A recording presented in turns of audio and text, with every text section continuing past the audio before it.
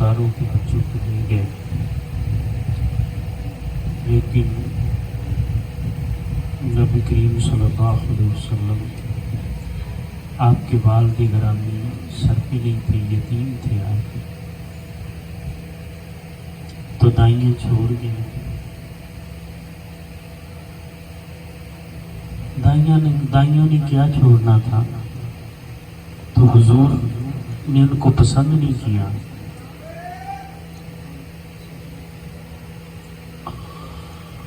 تو وہ ماڑی تھی تو حضور کو پسند آ گئی، اس لیے ماڑے بن کر رہا کرو تاکہ ان کو پسند آئے، ماڑے بن کر رہا کرو۔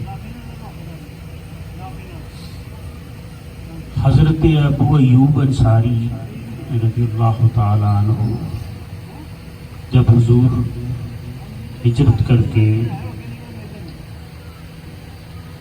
مدینہ تشریف لے کے گئے تو ہر صحابی کی کوشش تھی کہ نبی کریم صلی اللہ علیہ وسلم ان کے گھر جائیں، لیکن حضور نے فرمایا کہ چھوڑ دو، میری اونٹنی جدھر بیٹھ جائے گی ہم ادھر ہی قیام کریں، ہم ادھر ہی قیام کریں۔ حضرت ابو ایوب انصاری کے گھر جا کے اونٹنی بیٹھ گئی، وہ بھی ماڑے تھے۔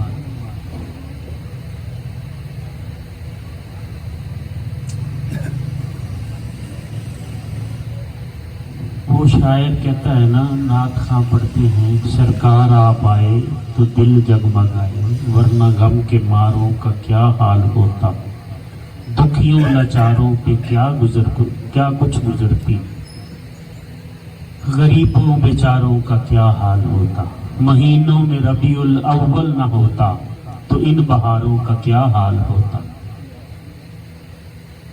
پوری کائنات جس کے لیے سجائی، پوری کائنات، اللہ نے فرمایا کہ میں نے اپنے رب ہونے کا اظہار کیا تو حضور آپ کے صدقے کیا، خدا کی خدائی ملی تو حضور کے صدقے ملی، اللہ کی معرفت ملی تو حضور کے صدقے ملی، رحمتیں ملی تو حضور کے صدقے سے ملی، آپ کے وسیلے سے ملی۔ اور آپ کا عالم کیا ہے، اس دنیا میں تشریف لانے سے پہلے والد گرامی سر پہ نہیں تھے۔ ابو ایوب انصاری کے گھر جانا، وہاں ان کے پاس تو پکانے کو بھی کچھ نہیں تھا، اس لیے کبھی کوئی تنگی ہو تو وہ وقت یاد کر لیا کرو حضور۔ لیکن بات یہ ہے کہ نسبت ادھر ہونی چاہیے، ہماری تنگیاں بھی اپنی ہیں، ہماری خوشحالیاں بھی اپنی ہیں، کاش ایسا ہو جائے کہ ہمارا تعلق مدینے والے سے اس طریقے سے جڑ جائے کہ ہماری تنگی بھی اس کے لیے ہو اور ہماری خوشحالی بھی ان کے لیے ہو۔ تو مائی حلیمہ جب گھر گئے نا حضور، تو بکریاں کمزور تھی، ماری تھی، تو انہوں نے دودھ دونا شروع کیا۔ کثرت سے روایات میں آتا ہے کہ جب دودھ دونا شروع کیا تو برتن ختم ہو گئے سارے گھر کے، لیکن بکریوں کے نیچے سے دودھ ختم نہیں ہوا، بکریوں کے نیچے سے دودھ ختم نہیں ہوا۔ تو اگر آج ہم بیٹھتے ہیں بزم سجا کے تو یہ سوچ کر بیٹھا کریں کہ ہم نے وہ فیض لینا ہے، یہ نہیں کہ آئے اور چلے گئے۔ اللہ اللہ اللہ،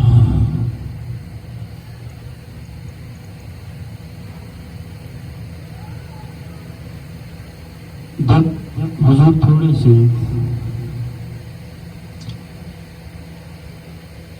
جوان ہوئے، تھوڑے سے بڑے ہوئے، تو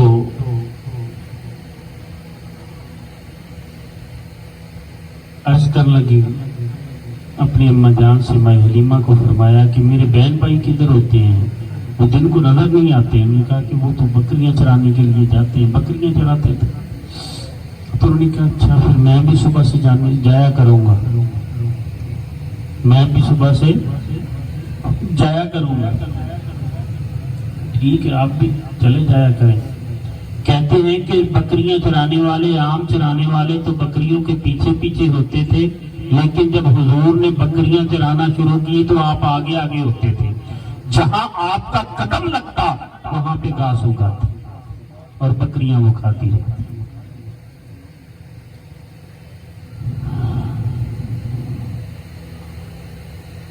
بی بی آمنہ فرماتی ہیں کہ جب حضور آپ کے بطن مبارک میں تشریف لائے تو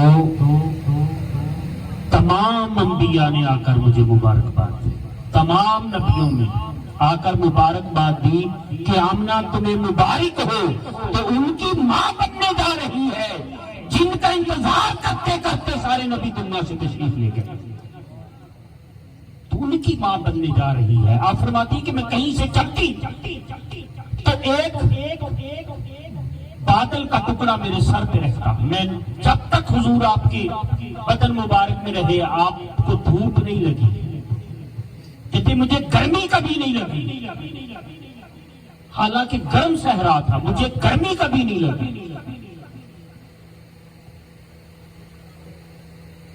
اور فرماتی ہر مہینے ملائکہ طواف کرتے، بی بی آمنہ کا ملائکہ طواف کرتے، فرشتے تو جدھر سے جاتے پتھر بھی درود پاک پڑھ رہے ہوتے تھے کہ وہ آنے والے ہیں کہ جن کی خاطر پوری کائنات کا یہ نظام تشکیل دیا گیا ہے، پوری کائنات کا مرکز و محور آپ ہے۔ لیکن بات یہ ہے کہ ہم کوئی ایسی ادا بنا لیں کہ حضور کو پسند آ جائے، بات یہ ہے، بات اصل یہ ہے۔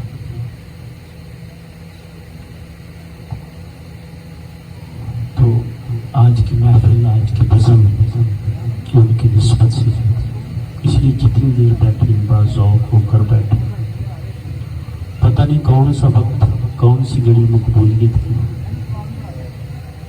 کون سا وقت، کون سی گھڑی مقبولیت کی، کہیں ہم وہ وقت وہ گھڑی گنوا نہ بیٹھے، ادھر سے وقت مقبولیت کا ہو، ادھر سے ہمارا دھیان کہیں اور ہو۔ تو اس لیے ذوق کے ساتھ بیٹھو، اللہ رب العزت سب کا آنا جانا اپنی بارگاہ میں قبول فرمائے۔ صلی اللہ